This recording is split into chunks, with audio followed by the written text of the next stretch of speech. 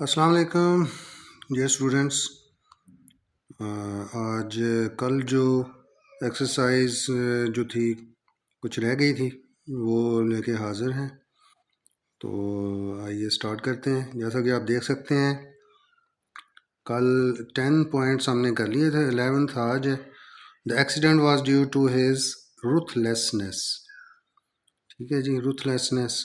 अच्छा, एक बात आपको बता दूं कि मैं तो इख्तिसार के लिए ना, मुख्तसर करने के लिए और टाइम की बचत के लिए जो है वो मुख्तसरन आपको बता देता हूँ, लेकिन आपने वहाँ पे कोशिश करें कि आप पूरा जो सेंटेंस है उसको आप गौर से पढ़ें। हाँ जी, शुरू से लेकर आखिर तक अगर आप पढ़ेंगे तो आपको जो है वो सेंस का भी पता चलेगा, फ़िक्रे की एक तो आप उसको अंडरस्टैंड प्रॉपरली कर सकेंगे और आपको मतलब का भी पता चल जाएगा और ये भी पता चलेगा कि उसने पूछा क्या है। असल मसला तो ये है। तो आप ये देखेंगे उसने कहा the underline word is a और एन डैश नाउन है, तो ये नाउन रूथलेसनेस कौन सा है? अब ये वो जनाब उसमें आप कह रहा है आपको कि आपने आइडेंटिफाई करना है। कलेक्टिव है,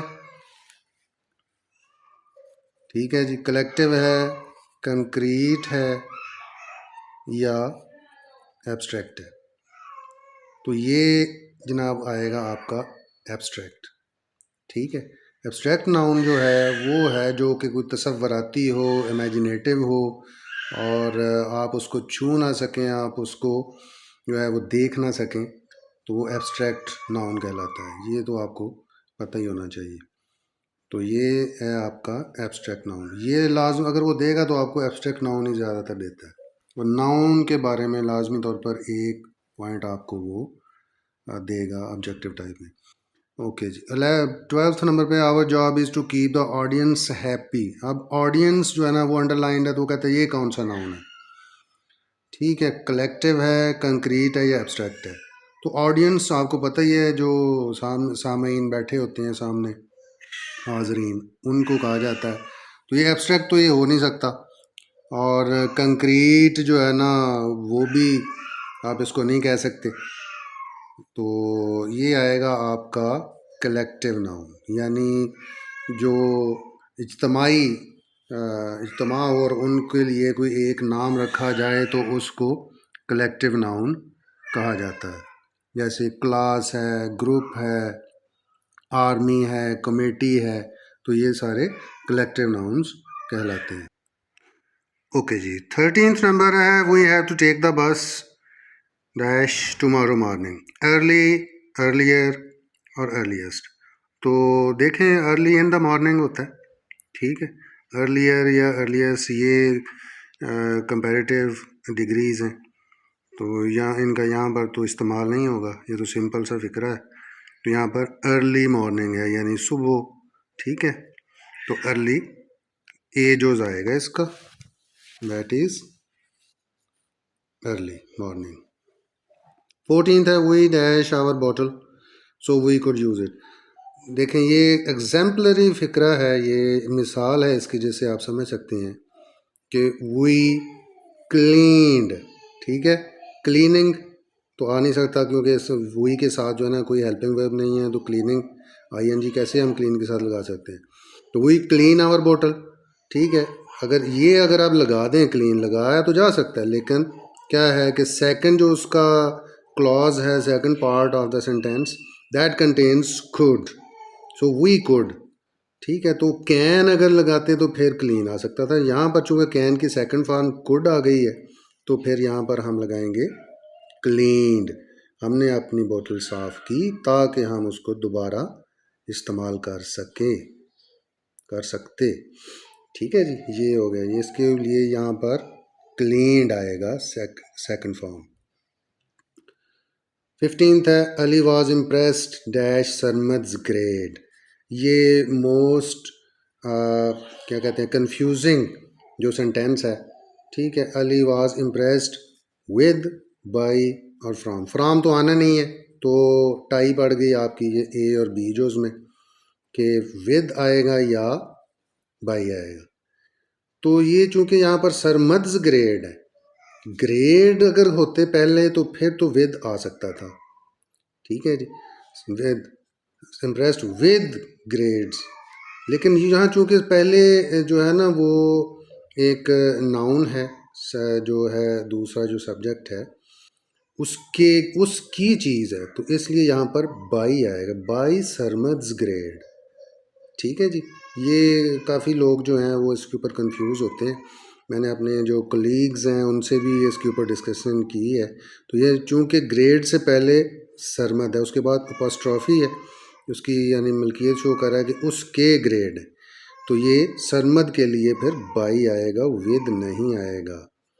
तो काफ़ी सारे जो पहले कई लोगों ने वीडियोस मैंने देखी हैं उसमें उन्होंने भी विद लगाया, हालांकि यहाँ पर बाई आता है, बाई सरमद्स ग्रेड।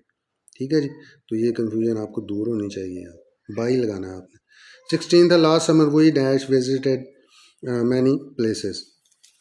तो ये लास्ट समर पिछली गर्मियों कहता है, पिछली गर्मियाँ हमने काफ़ी सारी जगह घूमी, तो घूम चुके थे। हैड विजिटेड अगर आप लगाएंगे तो यहाँ पर भी अगर आप देखें तो हैव विजिटेड तो नहीं आएगा, हैव तो हैव जो है ना, हैज़ हैव ये तो प्रेजेंट के लिए आता है, तो ये तो नहीं आएगा।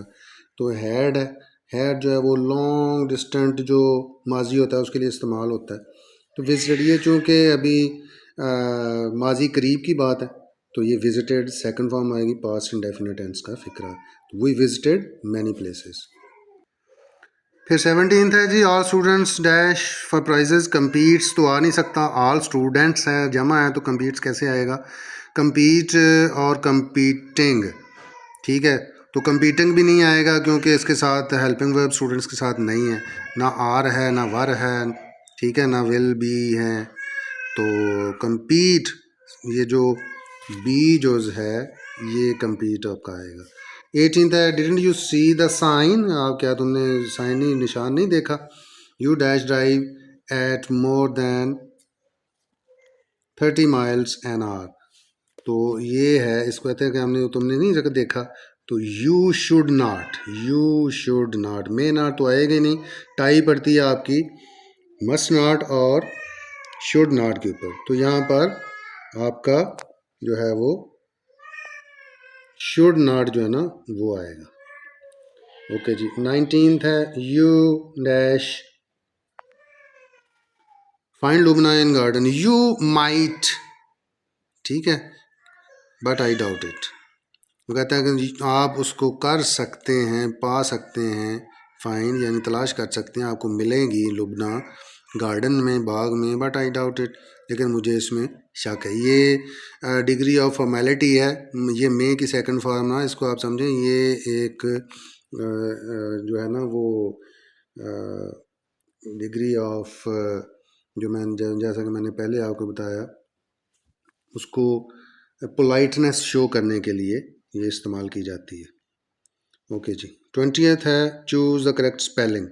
हाँ ये देख लीजिए, इंटरसीड है, तो ये इंटरसीड जो है ना ये एस से नहीं है, ये होगा आपका इंटरसीड। ये बी जो INTER इंटर हो गया और CEDE सीड हो गया। अगर आप सी जोस देखें तो इसने यहाँ पर जो है ना लास्ट पोर्शन जो है वो तो ठीक कर दिया CEDE, लेकिन शुरू में उसने आई की जगह ई लगा दिया, तो ये गलत हो गया। तो ये इसी तरह से वो आपको कंफ्यूज करेगा। तो ये है जनाब आपका इंटरसीड बी जोस। उम्मीद है आपको इंशाल्लाह ये पसंद आई होगी वीडियो। लाइक शेयर कीजिएगा और सब्सक्राइब करना मत भूलिएगा। ओके गाइस, अल्लाह हाफिज़।